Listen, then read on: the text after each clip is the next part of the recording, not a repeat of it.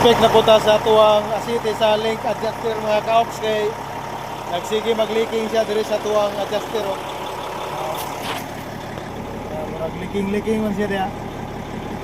Diri na mo apre na may inspect asite. Ox kayo. Ano siya pasip-sip, ox kayo.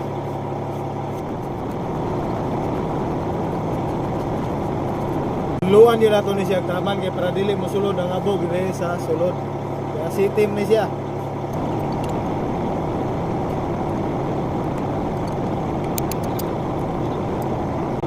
Ox kayo. Taylaing tools niya, adjustable rin nila.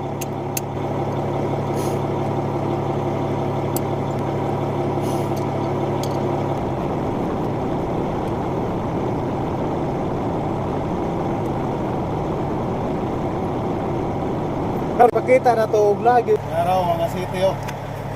Wala siya nag-wheel bat niya tuwang link adjuster. Og mo adjust po ta sa tuwang link kanira kani nga link. Ay fitting niya mo na tuwang bumbahan para mahugot niya tuwang link. Ox kayo.